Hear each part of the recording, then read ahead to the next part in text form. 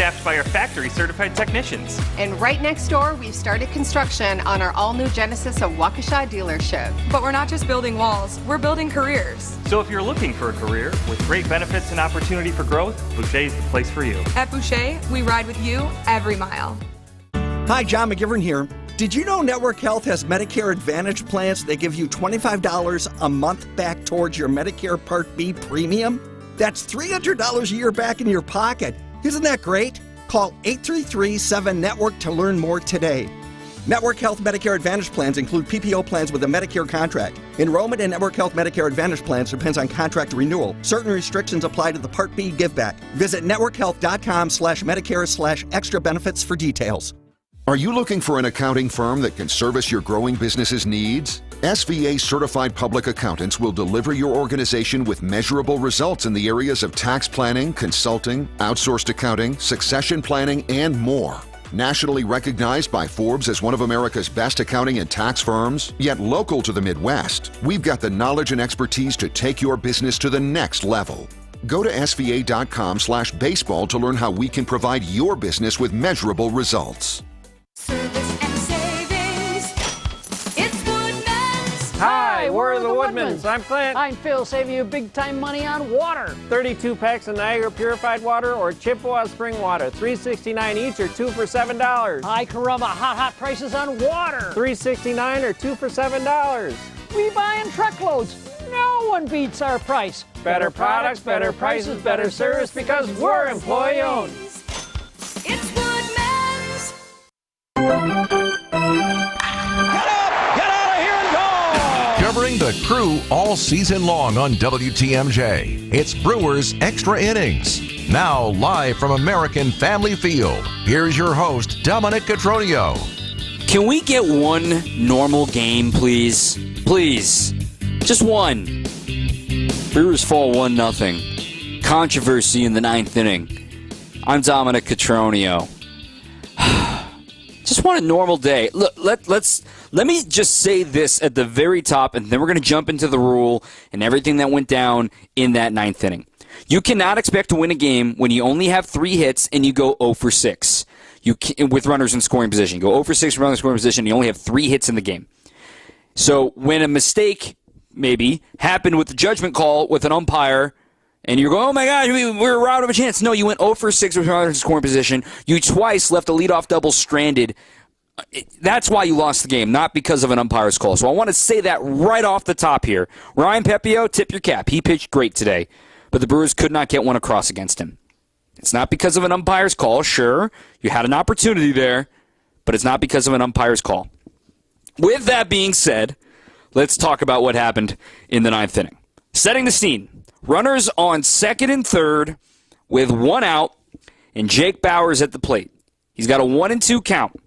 He swings and misses at a pitch in the dirt. His follow-through clips the top of Rene Pinto's catcher's mask on the back of the helmet. But the ball was already rolling back to the backstop. Sal Frelick from 3rd was breaking for home, thinking he's scoring the game-tying run on a wild pitch. But in the meanwhile, home plate umpire Ryan Addington is calling time. Batters out, runners back to their positions. And everyone's confused for a moment. And watching the replay, he's signaling backswing.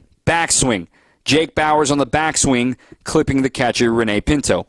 Pat Murphy comes out to argue. The argument lasts a while, and ultimately Pat Murphy is ejected for the first time as Brewers manager. Let me go ahead and get to the rule. I tweeted this at Dom_Cotroneo. This is Rule 6.03, batter illegal action. This is off of a comment. It is comment A3 and 4. If the batter interferes with the catcher, the plate umpire shall call interference. The batter is out and the ball is dead. No player may advance on such interference, offensive interference that is, and all runners must return to the last base that was, in the judgment of the umpire, legally touched at the time of the interference. Now, you may be thinking, Dom, that says nothing about a backswing. That just says batter interference. That could be, the catcher's blocking a ball out in front, the guy trips over the plate, and they collide with each other. Maybe the guys are trying to advance. That's where that could come into play. Now the rule continues. If, however, the catcher makes a play and the runner attempting to advance is put out, it is assumed to be there was no actual interference and the runner is out, not the batter. So that does not apply here. Let me scroll a little further down now. The final graph of this comment, again, Rule 6.03, comment 3 and 4. If a batter strikes at a ball and misses and swings so hard, he carries the bat all the way around, and in the umpire's judgment, unintentionally hits the catcher or the ball in the back of him on the backswing, it shall be called a strike only, not interference. The ball will be dead, however, and no runner shall advance on the play.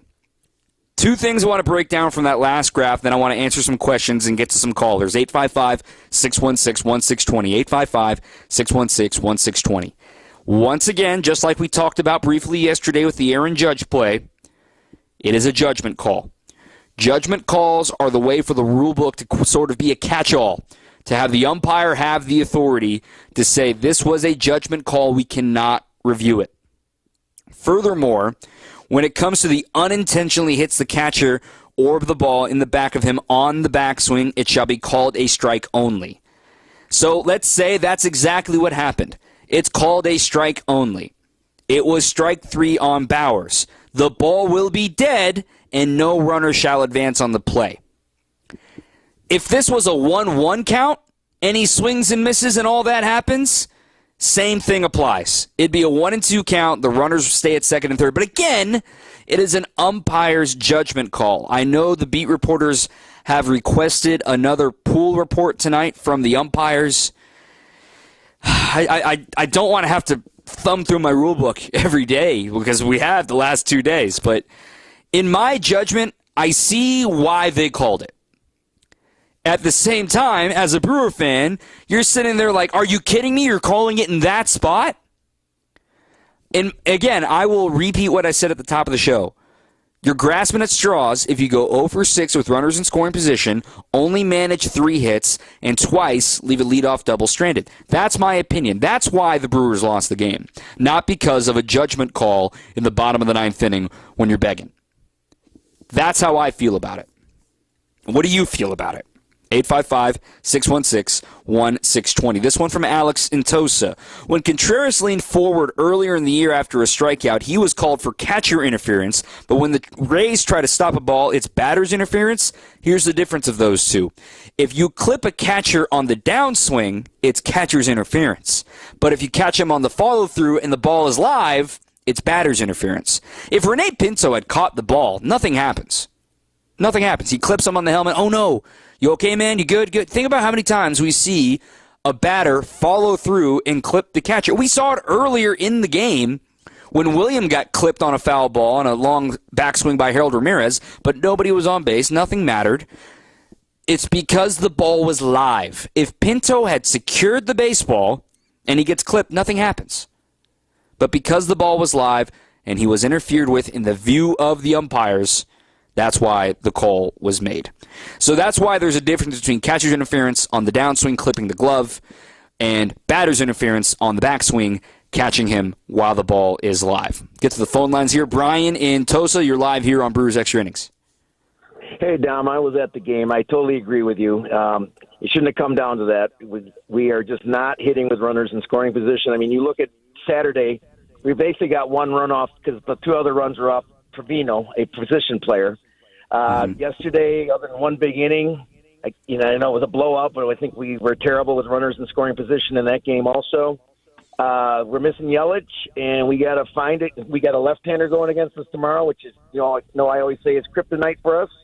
So if we don't find our bats, this is going to be a losing homestand. And I'm not pushing the panic button yet, but we got to get something going offensively because you're not going to win with 3 hits. We didn't get a walk-off hit the starter, and I mean he was lights out again. Tip your hat to him, but we gotta do something because we're just not getting people on in regular, and when we do, we're not scoring them. I agree entirely, Brian. No notes from me. Like I said, you can't go 0 for 6 with runners in scoring position. They were 3 for 15 the other day. You're just not going to win games doing that, and they were winning games doing that early in the year by bludgeoning teams with runners in scoring position. They are certainly missing Christian Yelich. A lot of the young kids are going through growing pains. Blake Perkins has cooled off. Oliver Dunn has cooled off. Joey Ortiz had a nice game today. William Contreras can't do it alone. Sal Frelick arrived late, but Reese has been up and down. We knew that was coming. I don't think Jake Bowers being the cleanup hitter was certainly in the models for the Brewers this season. Stick to the phone lines here, 855-616-1620. Jerry from Bayview, you're live here on Brewers Extra Innings. Well, hey, Dom, how are you? I'm good, man. How about you? I'm good. I'm a little disappointed in the Brewers. After that exciting win on Friday, I think, that was such a game. That was incredible. And then to get clobbered with 15 runs a couple times by the Yankees. So my question is, what can Murph do or somebody do? It's a hapless offense, and they're not going anywhere, not getting runs. And it's like, well, that's my question. Yeah, I agree. I think right now you let it play because it is still only April. We know Churio is going to go through a stretch like this, and he's going through it right now, to say the least. But Oliver Dunn, after having a really good first couple of weeks, has really subsided. And then, I've seen it on my Twitter mentions. Why not a personnel change? Why not bring up a Tyler Black for his big league debut? Why not bring Andrew Monasterio back up here? I would lean more to Black more than Andrew just because you can get another left-handed bat in there. They have been trying to get Tyler Black as many reps at first base as possible. Maybe they could feel he could play third base in the big leagues, even though there was still some questions about his third base defense last season in Double-A. They were trying to get him as much at first base this season, but this team matters so much about their defensive output as much as their offensive output. At this point, you look at these levers that Pat Murphy always likes to talk about. That lever for the defense is way up to the max right now, but that lever for offense is kind of down to the bottom. So I wonder if they want to go ahead and start exchanging and see what happens without Christian Yelich in the lineup. He was throwing today. We saw him running today. I expect we'll get an update about Christian Yelich over the weekend as far as like a firm timeline of when he should be returning. But the fact that he is nearing real baseball activities, not just physical activities, is certainly a good sign. Real quick, a question here from Nate in Libertyville. Can the Brewers file a protest about the ninth inning interference call? I never hear about teams doing that anymore. That's because, actually, Nate, you cannot protest games anymore. That was a rule change back in 2021 in the year coming up after COVID. So the protest of a game is gone. You can appeal and ask for comment from the Major League Baseball Commissioner's office, but no, you don't see the umpire letter the P anymore back to the press box. That is no longer allowed, and it's unfortunate because it's always a cool little quirky thing. The last game I can remember being under protest was like an A's-Giants game. I remember Bob Melvin put a game under protest a couple of years ago, but nonetheless, you can't do it anymore, so you can't make a protest of what happened. Another text asked me, but what's your opinion? Did the umpire get it right or not? I think he got it right. I know it pains me to say that. It really does. Because if I'm trying to flip it, I'm trying to see the long game here. If that was the other way around, okay, William Contreras behind the plate, Trevor McGill on the mound. He throws a 100-mile-an-hour fastball at the ankles, and the batter swings and misses. And Williams diving in to try to pick it, right, and try to get down in there. And the batter takes a big swing and clips William on the back of the head, and the ball's rolling back to the backstop. And William doesn't know where it went because he got clipped. And if the runner was going to score on that, he'd be like, wait a minute, the batter hit him, right? So I'm trying to be, if this was the other way around, how would I feel? And I think the umpires got it right. That's my opinion. And Pat Murphy can disagree with that, and he does. He made it clear in his post-game press conference. We'll get to that a little bit later as well. One last caller here, and then we'll get to Craig Kashawn in just a moment. Trevor from Green Bay. Trevor, you're live on Brewers Extra Innings. Hey, how's it going, man? Hey, I'm great. How are you? Doing pretty good. I was at the game, and first of all, I just say I want to agree with you. Runners on scoring position, we haven't been able to get anything across the plate here. But I just wanted to kind of get your thoughts on the kind of timing of the whole thing. When it goes through the backstop, I think, honestly, this is subjective with Sal going across the plate. I think it would have been there either way. But as it goes through the backstop, is it kind of a thing where if he hits it after Sal is getting towards the plate, is that kind of still a play, or is he still out? You know what I mean? Is it dead either way? What does that mean? Yeah, I get what you're saying. So the ball was live at that point. That's the only reason Sal was taking off. Think about it, a wild pitch per se. Whereas, like I said a moment ago, if Pinto had actually caught that ball and he still gets clipped in the helmet by Bowers, nothing happens because no one's trying to advance to first base. The ball isn't live. Bowers is retired. It would have gotten hairy if he picked it and the ball was in the dirt. Think about it, swing and miss. First base was unoccupied. If he had picked it, ball technically in there, so Bowers can technically advance, but he still hit him in the helmet. That would still be what we just saw today, and that sort of thing. The reason why it got all chaotic with the timing there is because the ball was live, and it was a wild pitch. Appreciate the call, though, and I know we're deep in the rule book now. Craig Kashan joining us on WTMJ, but, man, can we just get a normal game, please? My goodness, these last couple of days have just been sort of wild, huh? Yeah, they really have. I don't remember the last time that we had, especially back-to-back games and really difference-making moments in the game. And look, when it's getting late into games, like certainly tonight in the ninth was. Yesterday, I know it was the sixth inning, but it was wasn't it tied yesterday when all that came through? That was tied with nobody out in the sixth inning. Yep. So look what happens in these moments, and that's the tough part, and I get it. The Brewers are very, very frustrated at this point because look, they've fought hard in these games. They played well this year, and everyone's going to have their up and downs and whatnot. But when you think you can win some of these games, and things clearly aren't going your way by some real oddities. Let's face it, these last 2 days have been just really extreme oddities that you don't see very often. So, and I was listening here in the last moment when you were kind of going through, the scenarios, and it's hard not to, kind of replay things in your head and try to understand the rules of the game, and then on top of the rules, the judgments that the umpires are allowed in their ability to enforce those rules too.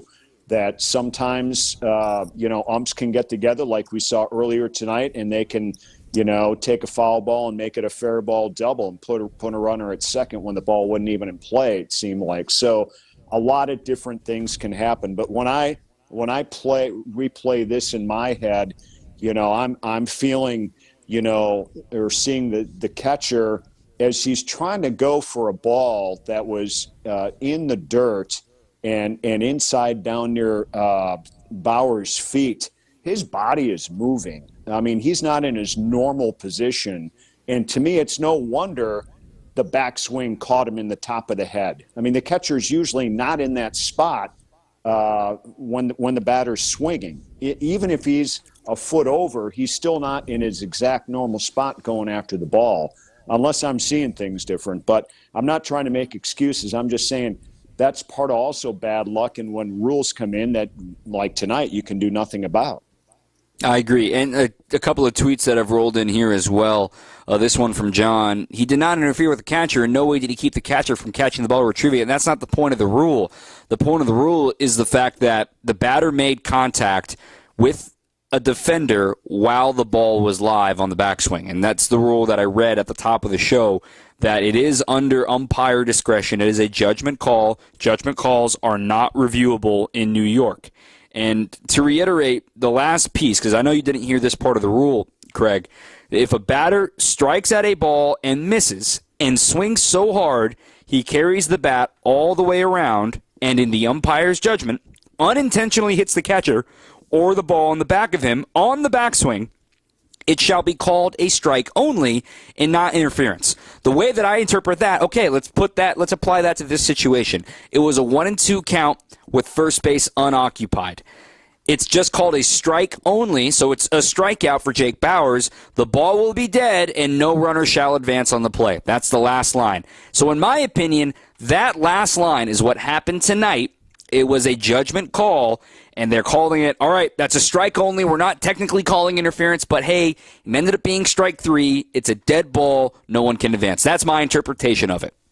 Well, I mean, you could very well be right. I mean, it had to be something very much like that. And look, you have to give the umpires a lot of credit here. They know the rules. That's what we discussed on our post-game show. It's not like these guys are making things up or interpreting, the wrong ideas or whatever. They're doing what they do, and because they get paid to know what's going on. And I would not want to be an umpire at this level and have all the different scenarios and multi-paragraphs of, one rule and the 0.60/A. I mean, this stuff goes on and on and on. And then you throw judgment into there to top it off.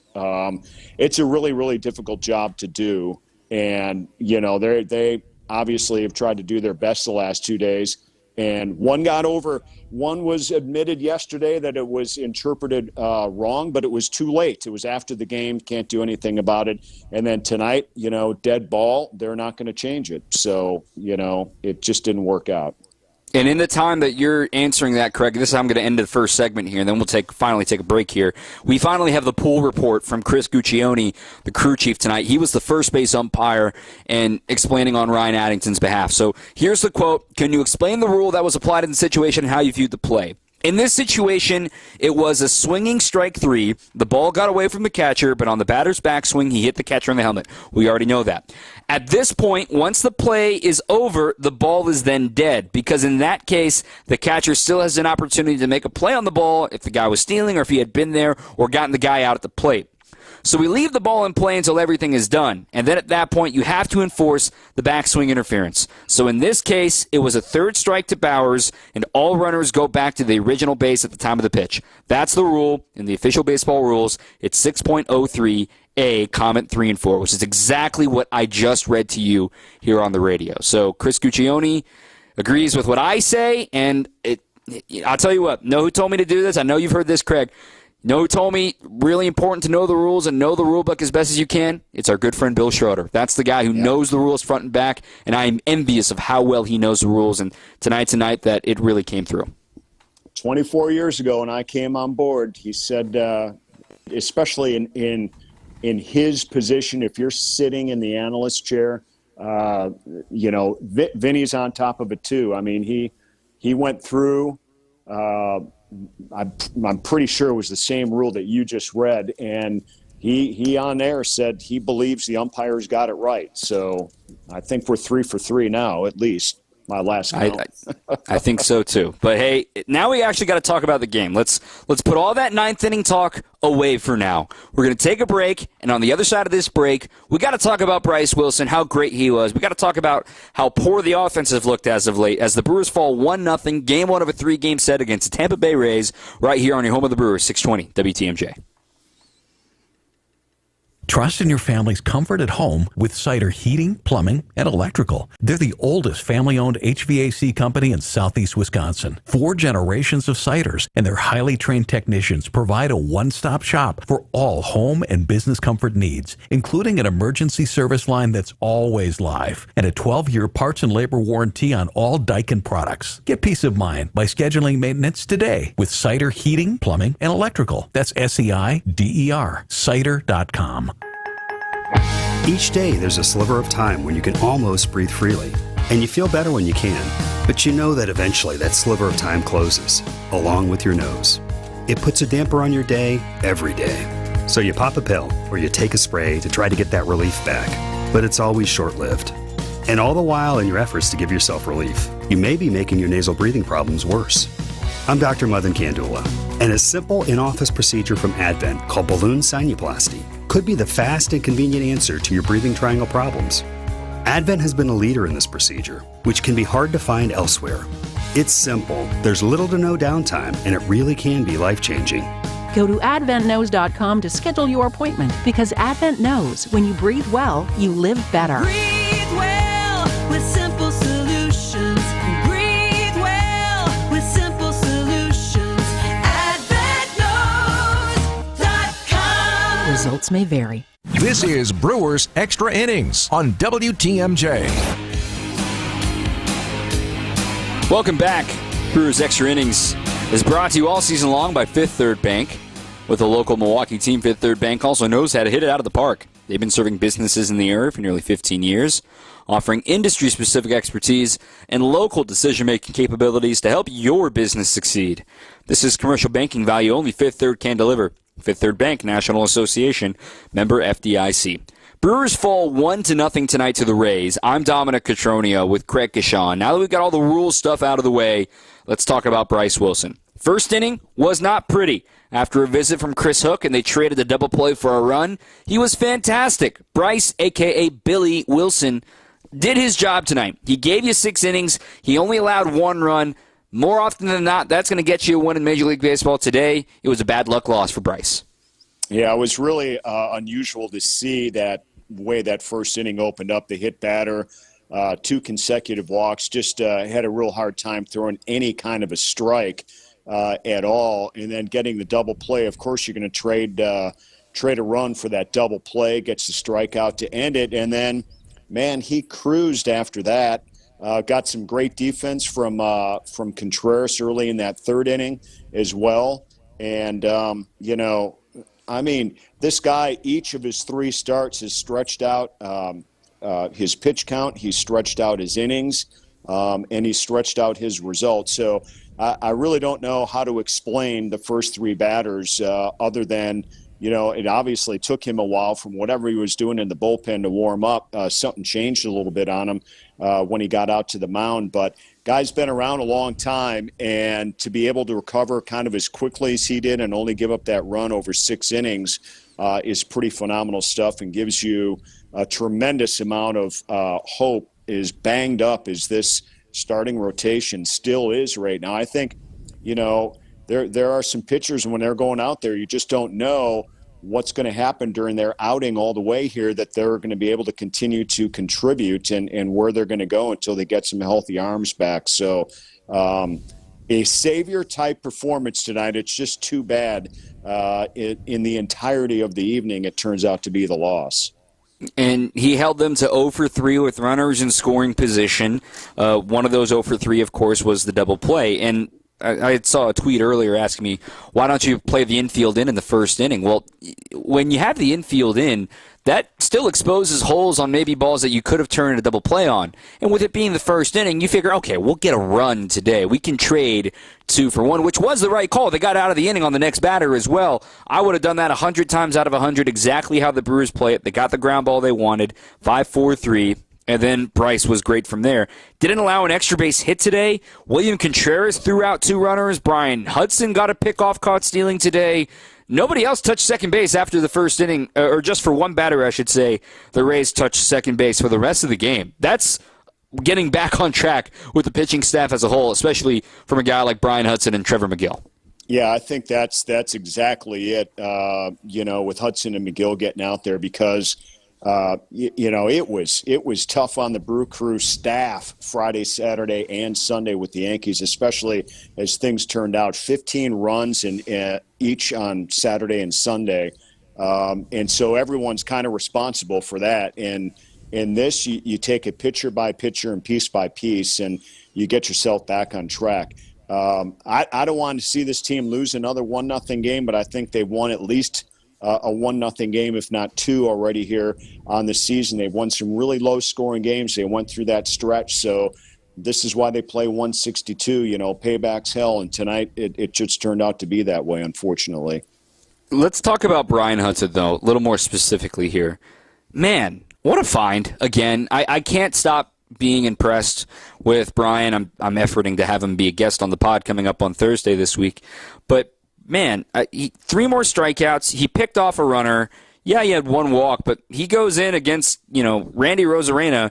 They had the righty up and McGill ready to go. Pat Murphy trusts him to get the 8th inning. He's already thrown an inning in 2/3. What's another batter? And he gets him the strikeout looking on 3 pitches. This dude's still technically a rookie, and he's pitching like he's been in the show for 5 years. I'm so impressed with him. And it's a refined 3-pitch mix that he can throw all 3 pitches for strikes. It's a little bit of smoke and mirrors, but, man, he's got some serious command, and what a perfect find for the Brewers. Yeah, just another one to add to the list over the recent years, and then you follow that up with we're seeing what obviously McGill has done over the last couple of years as well. But, Yeah, Hudson is something to watch, and I think the other thing that I like, in addition to what you had to say about him, Dom, is just the fact that I think tonight we saw another example of Pat Murphy just trusting his guys out there and not just saying, well, we're in this spot now. You walked a batter, in that 8th inning, and you got one strikeout. Are you going to get the final out here too, or do we have to go to the bullpen and make a move? I just like the fact that he trusts these guys. We've seen that a few times here this season. I think a guy as young as Hudson and just the lack of overall major league experience, these guys need those growing moments. And Pat's, done a really nice job of allowing that to happen. And he's the only guy that can do it. And then these guys got to go out and show them why the manager trusts them. And, to me, we're seeing more and more of that. And if a guy like Hudson, like you said, technically a rookie, can come in and first year with the Brewers, new system, be able to adapt the way that he has been great to see. Fantastic. Now we do have to have a little bit of cold water dumped on this conversation because the Brewers didn't score a run, and we got to talk about that. That's coming up next. 855-616-1620. 855-616-1620. Brewers fall 1-0 to the Rays here on 620 WTMJ. Visit family-owned Ken Michaels Furniture and our in-store design centers where you'll still find beautiful, luxurious, heirloom-quality American-made furniture. Right now, save 30 to 35% store-wide and take advantage of our complimentary design services. Whether you're moving, renovating, or updating, our designers will help your vision become a reality. Visit Ken Michaels Furniture in Brookfield on Capitol Drive and in Greenfield on Highway 100 to save 30 to 35% store-wide today. Sleep better and save more with mattresses from Milwaukee Mattress and Ken Michaels Furniture. Handcrafted in our Milwaukee factory, our mattresses utilize natural materials like cotton cushioning, which dissipates body heat, Joma wool quilts for warm wintry nights and cool summer evenings, and natural latex providing superior conformability and pressure relief for aching joints. Stop in today at any Ken Michaels Furniture store and save up to 50% compared to national brands. All Brewers games are on sale now. Coming up, a divisional battle with the Cardinals Thursday, May 9th through Sunday, the 12th. Make your Saturday night plans for Star Wars night. Then take home a Mother's Day Brewers belt bag giveaway at the game on Sunday, the 12th. Presented by American Family Insurance. Don't miss out on a weekend of rivalry baseball. Grab your seats at brewers.com/tickets. This is Brewers Extra Innings on WTMJ. Said it at the top of the program, say it again. The Brewers lose 1-0. It's not because of the umpires. It's because of the offense. With Craig Kashan, I'm Dominic Cotroneo. So I put the ball in your court here, Craig, that give me an assessment of this offense that doesn't have to do with missing Christian Yelich. What are you seeing from the guys that are in the lineup that just haven't been able to get it done since Friday night, even before Friday, going back to the Pittsburgh trip, and ever since last Saturday in St. Louis, it has been a hard time to score some runs for this team. Well, I think that we saw, in the first 2, maybe 3 weeks of the season, we just saw collectively, a group of guys that were probably seeing some pretty good pitches and doing what they're supposed to do. They get paid to do, and that's produced some runs. And then right now, in my opinion, I think we're starting to see, opposing pitchers make, necessary adjustments against these guys, kind of top to bottom as well. I mean, William Contreras, even at this point, he's getting base hits. He had a lot of the extra base hit and the home runs, a lot of that stuff came earlier for him. Willie Adames has kind of settled down a little bit too. I mean, I could go right up and down the lineup, but I think collectively, I think everyone's kind of in the same boat here. Rhys Hoskins, I don't think at any point this season has really found a true, real groove of where he wants to be right now, but he's still – coming back after being removed a full year, and he came into tonight's game at 228, and that went down a little bit. So, And then Blake Perkins. I mean, here's a guy that really, if you look at and say who's the guy that's filling in for Yelich, and sorry to bring up his name and kind of go against your rule here, but Perk's going to be really good, early, and then now he's showing why he's still learning the game of baseball a little bit here and how to hit. So I just think right now they're going through things. Jackson Churio is going through the same things. We broke down his game with Vinny on our pregame today and talk about pitch selection and the adjustments that pitchers are making with him, and now what he's got to do to counter that, and he's starting to work his way back. One game can't change some of these guys, but I think we're still seeing a lot of young guys that are still in this lineup and some veterans who want to pick up the pace here, but it's not happening at full-blown mode right now.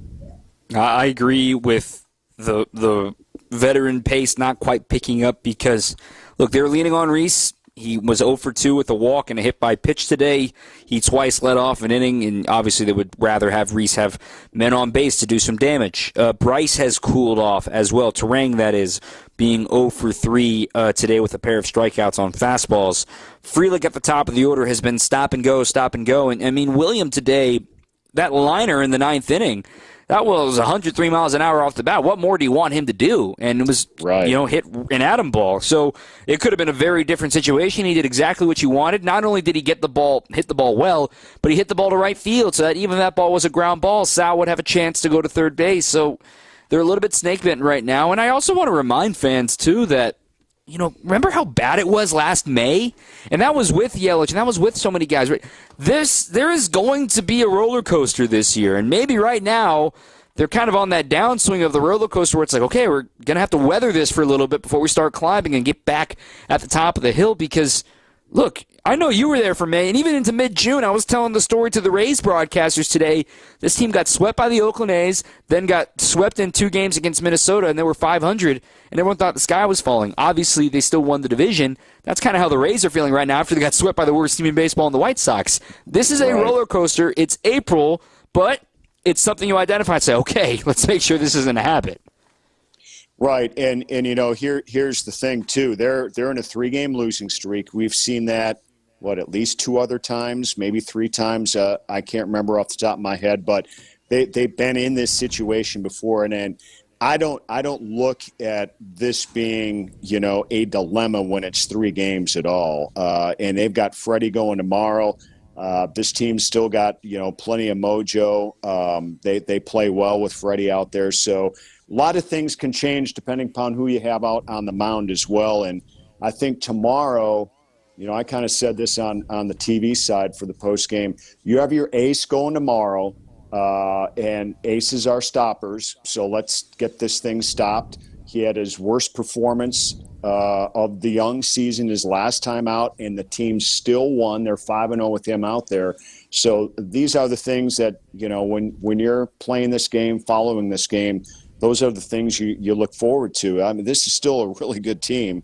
To lose 1-0 is nothing to be ashamed about, that's for sure. And collectively, there are plenty of silver linings here in this one. And I'm not going to blame that play in the 9th inning on anything at this point, nor would I have yesterday.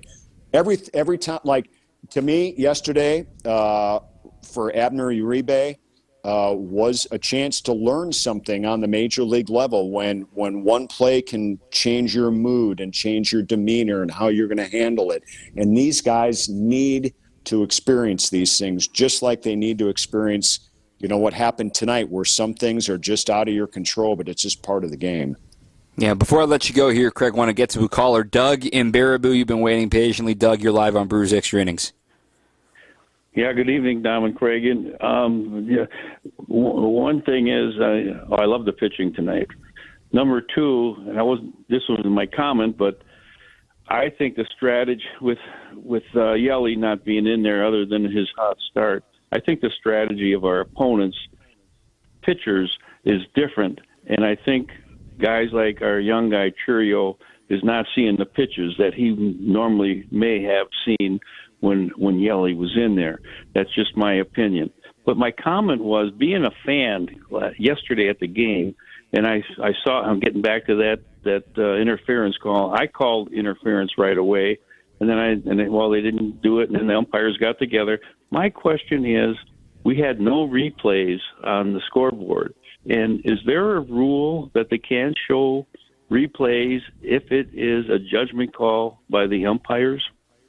It's more about kind of professionalism, in the sake of, hey, let's not put it on blast and make the umpires feel uncomfortable and that sort of thing.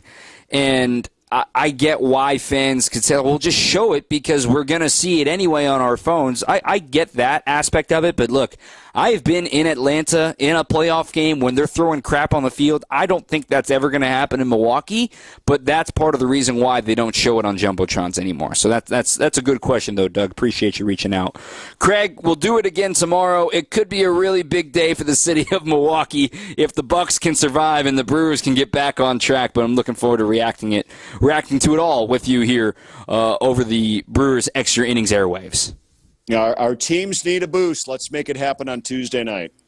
This will be a very interesting 24 hours in Milwaukee. Thanks to Craig Kashan. Also want to thank Cider Heating, Plumbing, and Electrical. Trusting your family's comfort at home with Cider all year long, and right now you can save up to $1,500 off central air systems if you book by June 15th. Again, go to Cider, SEIDER.com. Cider Heating, Plumbing, and Electrical. Take a breather. Come back with more after this on WTMJ. WTMJ is your station to catch all things Brewers. Listen to Bob Uecker. Get out of here and way gone! Jeff Leverett. Struck him out with a changeup. Lane Grindle. And it's a called third strike! And Josh Mauer. Watch this, baby. Goodbye. Call every game. I'm surprised you still have fingernails on that right hand. And have a little fun. I got more in my bag. On your home for the Milwaukee Brewers. 620 WTMJ. The new fractured boulders we now have in stock are really nice. They're squarer and more rectangular in shape, and they're great for building dry-laid retaining walls. They're much easier to deal with, lock together nicely, and you get less gaps. No wet mortar needed. And we've stocked a multitude of colors. You can use them as an accent item to add character to your dry river or creek beds, too.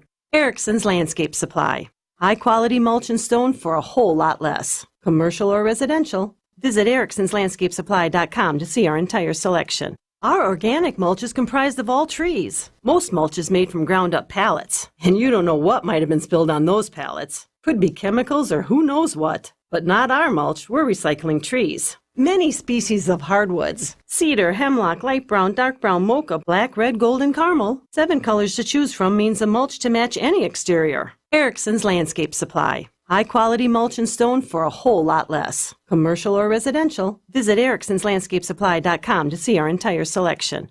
I'll say it again. Our mission is to protect and uphold our reputation. And what that means is wherever we go, we make it better for those in need of our services and the great people we have working with us. Our reputation matters. It matters to us, and it should matter to you. We believe that operating with integrity will set us apart from our competitors, and that this attracts people to us that share these same values. I say this because I want you to know when you work with Semper Fi, character counts.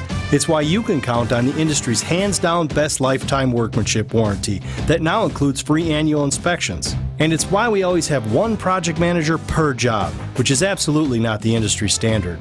When you're paying for a brand new roof to go on what's likely the biggest investment you have, you want it done right, and you want to be able to count on the people doing it. This is Brad Youngworth with Semper Fi Roofing and Exteriors, your local, veteran-owned and operated exterior remodeling company. Keep you safe, warm, and dry, Semper Fi. This is Brewers Extra Innings on WTMJ. All right, with all of that, it's been a fun 48 hours here in the show. I mean, yesterday, thank goodness it was a shorter show because we had to get out of the way for the Bucks yesterday, but with all the Aaron Judge stuff and to have this follow that up, it's just like, are you serious? Can we catch a break here, please? But anyway, I want you to hear from Pat Murphy. I've spoken enough. And Pat Murphy makes a very compelling case of why he thinks they got it wrong. So I'll toss it over to the manager, his first career ejection as the Brewers manager, his 6th overall in his coaching career. Here's Pat Murphy tonight. Umpires said they have to call it. It's backswing interference. I'm not a rules expert, but the rule says that if on a swing on a third strike, the backswing interferes with the catcher catching the ball, then you can call backswing interference. That backswing happened after the ball was already past him. So, in my opinion, that's a bad call. They made a mistake and they changed the game. And, I'd like to know. I'm not going to act like I know everything, but that's what it says in the rule book. I can read it to you. And if it says on a third strike, if the backswing impedes the catcher from fielding the ball, I'm sure they call it also when he's trying to throw to second base and it impedes him from throwing to second base. But them telling me they have to call it no matter what, the ball was already at the backstop. So why would you?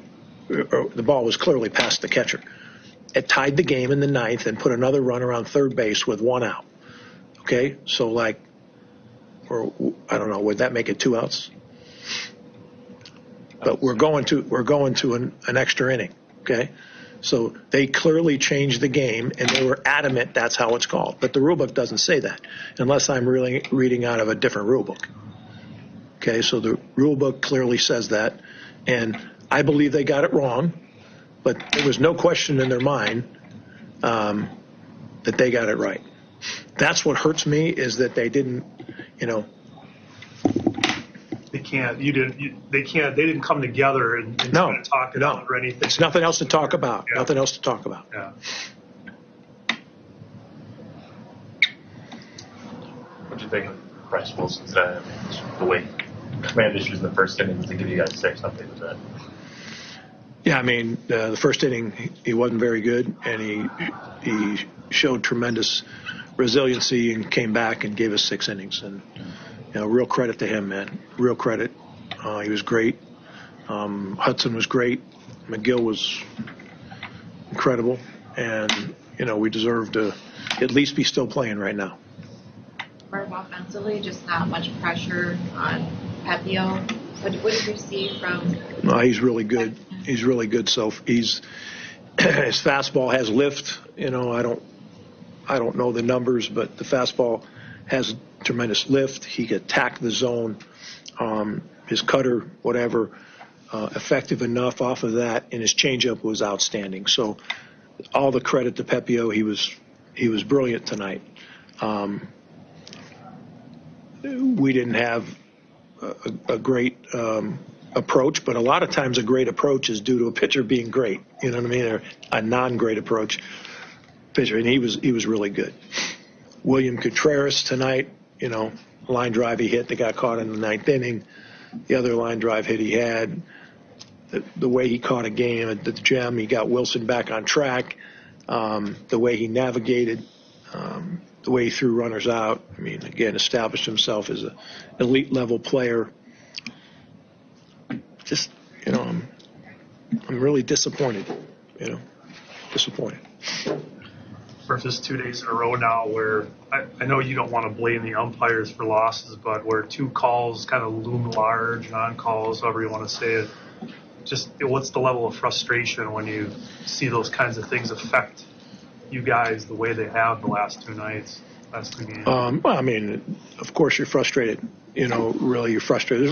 There's a lot to be frustrated about, but you can't let yourself do it for too long. It happened. We put ourselves in that position, but when that does happen, there's a lot of one-run games. When that does happen, you want them to get it right. And I believe 100% they got it wrong, according to what I just read in the room. So Wilson got up over 90 pitches for the first time since 2022, and he was able to maintain velocity in the stump for the entirety of that outing. Just how encouraging was it to see him continue to get stretched out and to have that stuff and keep it going that whole time? Yeah, I'm really pleased with him. Really pleased with him. Again, he was in real trouble, bases loaded, no outs, and their 4-hole hitter up. He was in real trouble. And he wiggled himself out of it, and then he got on it after that. I don't know how many base runners he allowed after that, but not too many. It was great, and William Contreras certainly helped him out behind the plate with a couple of caught stealing, some good tags from Bryson, from Willie, the caught stealing pickoff from Brian Hudson, to keep it at 1 was really impressive from the Brewers staff, and don't lose sight of what they were able to do today. Take another breather, come back with more, just some other thoughts around the league and what we've seen these last couple of days, and kind of compare it to last year. I think you'll see some interesting notes here. Stay with us, 620 WTMJ. Change the way you do business and take more control of the payment process with Fifth Third Bank's Treasury Management Solutions. Their market expertise and managed services streamline the entire payment process and integrate with your existing systems, giving you more control than ever. With their suite of payment solutions, you will soon recognize new revenue sources that can save time, offset operating costs, and improve the bottom line, all customized for your business. Fifth Third Bank National Association. Custom solutions built around your goals. Member FDIC.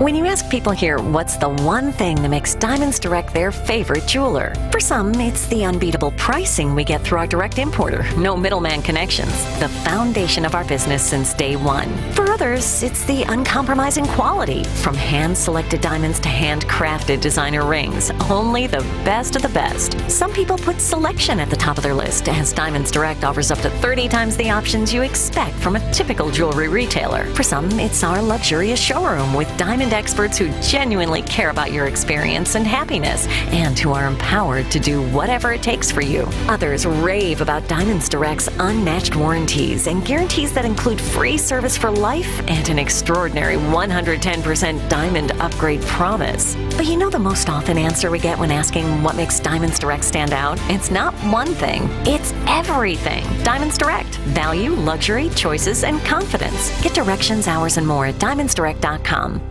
Hey, WTMJ's John Mercure here for Azura Memory Care and Assisted Living. Their mission is to transform the culture of care.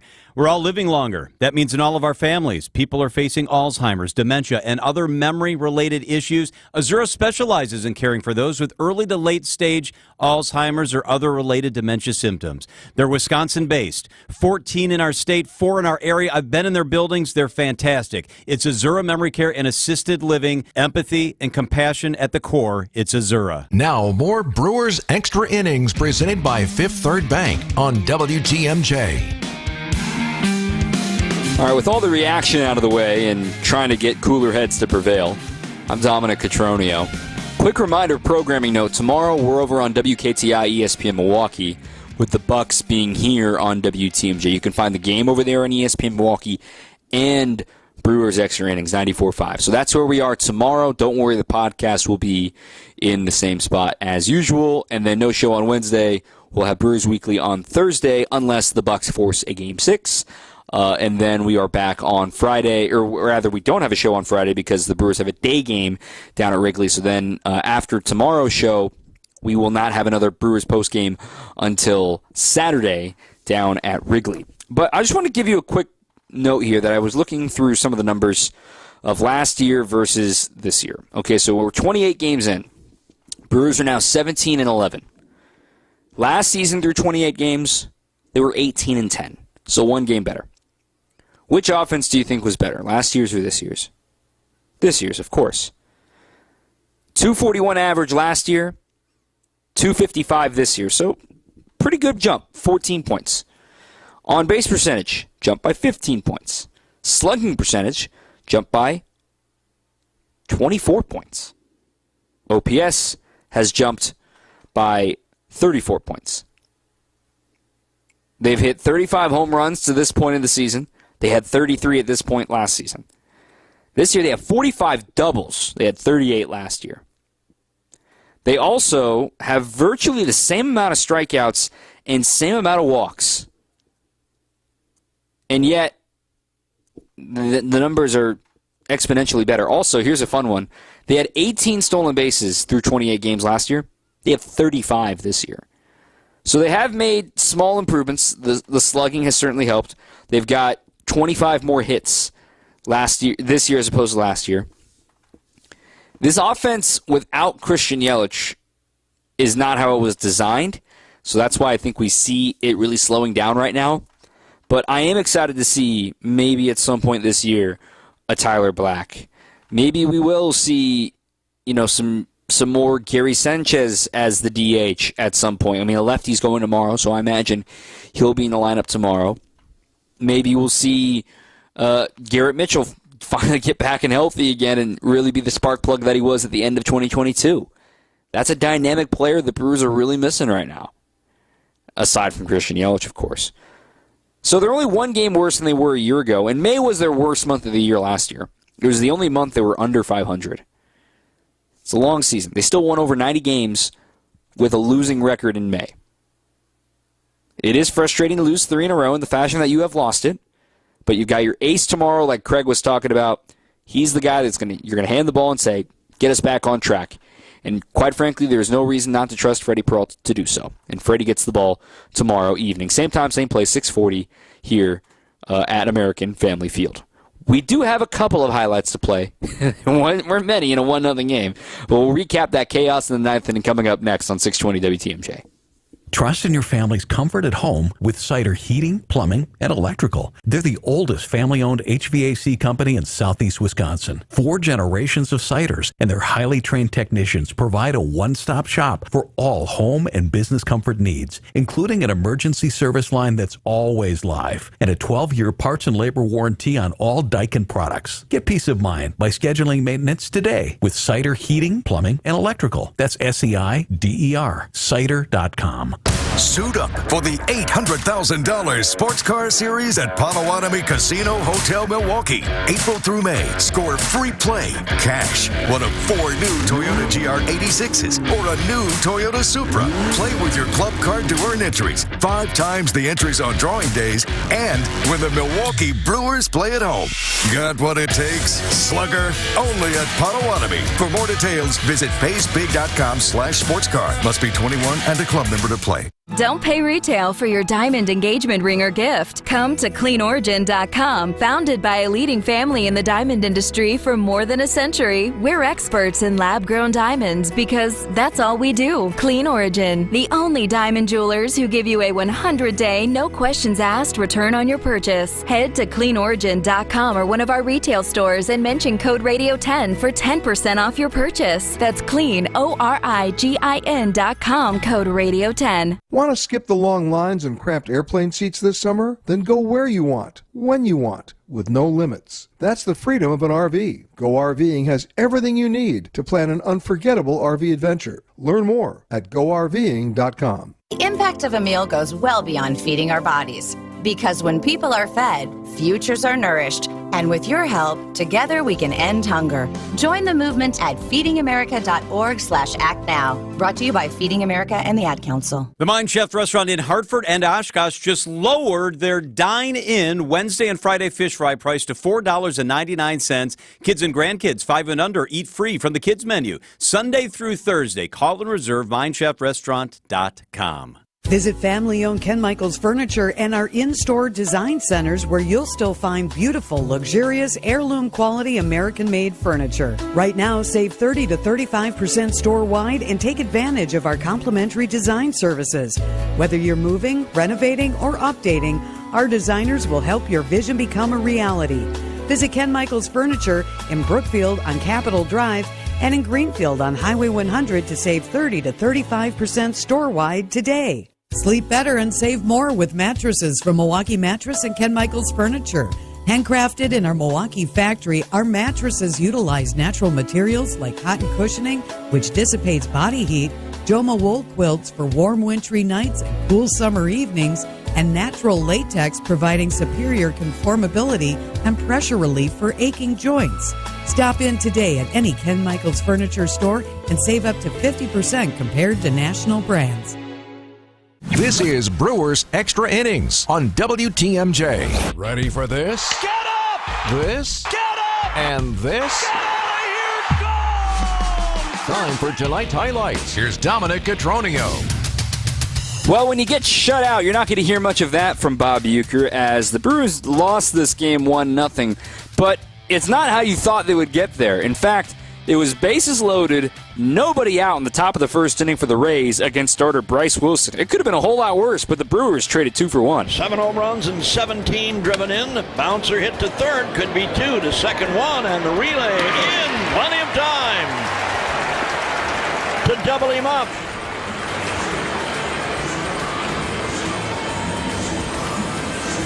Well, when you throw strikes, That's what happens.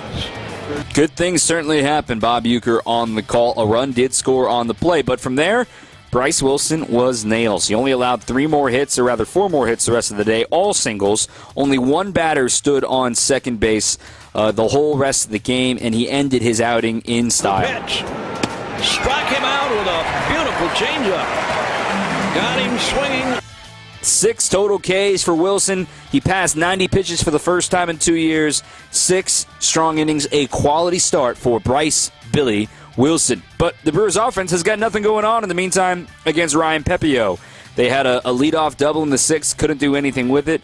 Pepiot was done after 6 innings. Then in the 7th inning, a 2-out walk was left stranded after Rhys Hoskins was aboard, and then nothing doing from there. In the top of the 8th inning, Brian Hudson is on for his 2nd inning of relief. A man on first, 2 outs, and still a 1-0 game. 0-2 pitch coming home, and he got him looking on the outside corner.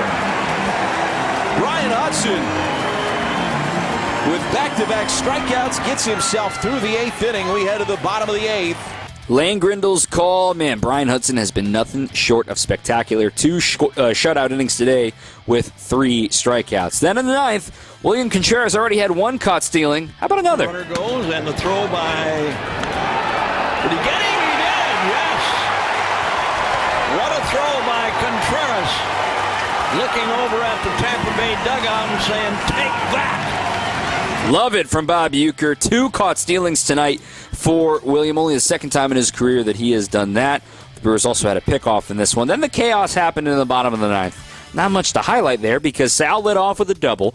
Then William lined out to right field. He was hit too hard to allow Sal to try to tag up. Then a walk to Willie Adames. That was a great at-bat lost in all of this, going from 0-2 to 3-2 to draw a walk. 1st and 2nd, 1 out. During the Bowers at-bat, they pull off a double steal. So runners on 2nd and 3rd, 1 out. Then the controversy with the interference on the swing and miss by Bowers. It was a strikeout anyway. They called it dead ball because they determined it to be strike 3. Batters cannot advance when the follow-through hits the catcher.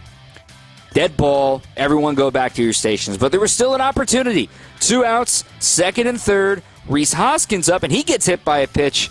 But in the end, it was up to Blake Perkins, and he would strike out on 3 pitches to end the game. The first shutout loss of the year for the Brewers. They are now 17-11 on the young season. They'll be back with more tomorrow. Freddie Peralta gets the ball. We'll preview it coming up next and wrap up the show on 620 WTMJ. Hey, this is WTMJ's Steve Scafidi. I talk a lot about politics, but sometimes I just want to sit back and have a nice conversation about, well, whatever I want to. It's the new voices and faces of WTMJ from a women's perspective. Oh, I was just going to say, You're a fib. I'm a fib. My husband's from the dead center of the state, so he kind of got me into all of everything. And you can listen to this conversation or any of my Scafidiology conversations wherever you get your podcast or at WTMJ.com. Are you tired of being tired? Go to AdventKnows.com. All Brewers games are on sale now. Coming up, a divisional battle with the Cardinals Thursday, May 9th through Sunday, the 12th. Make your Saturday night plans for Star Wars night. Then take home a Mother's Day Brewers belt bag giveaway at the game on Sunday, the 12th. Presented by American Family Insurance. Don't miss out on a weekend of rivalry baseball. Grab your seats at brewers.com/tickets. Get the help you need Saturday morning with How To Radio. At 7, it's the WTMJ Fix-It Show with David Nason featuring this week's guests, Trees on the Move and Abby Windows. At 9, plan your dream vacation with the Fox World Travel Show. Yet at 10, get financial guidance during Money Talk. Contact Annex Wealth Management for an unbiased review of your investments at annexwealth.com. How To Radio, Saturday mornings on WTMJ. Amish outdoor furniture with poly and wood available. And that poly is the richest of outdoor furniture. It's just about indestructible and will virtually last forever. At Erickson's, we have poly furniture in abundance, so you're guaranteed to see a great selection. The beauty of it is you can put it outside all year round and not worry about it, because the color runs all the way through, so it doesn't fade, and minor nicks and scratches won't hurt the look. Erickson's Landscape Supply, for an abundant selection of poly and wood Amish outdoor furniture. Visit ericksonslandscapesupply.com to see our entire selection. You'll be hard-pressed to find a better selection of metal yard art than we have here at Erickson's. Anything from natural and painted metal signs to painted roosters from 1 to 6 feet tall. Natural steel flying ducks and cattails. Cute little frogs, geckos, pigs, flamingos, and goats. And palm trees. The list is endless. And that's why you come here. Erickson's Landscape Supply, right on Spring Street in Union Grove, where you'll find a fantastic array of artisanal metal yard art. Visit ericksonslandscapesupply.com to see our entire selection. Or better yet, drive on over and take a gander at the goods. This is Brewers Extra Innings on WTMJ. All right, wrapping up the program now. A reminder once again, tomorrow, WKTI 94.5 ESPN Milwaukee. That is where you can find the game and Brewers Extra Innings, as the Bucks are going to knock us off of our flagship home here just for the night, and let's see if they force a Game 6, which would be on Thursday. The other thing to keep in mind, 6:05 airtime, 6:40 first pitch, and I will still be with you after the game on 94.5 ESPN Milwaukee for Brewers Extra Innings.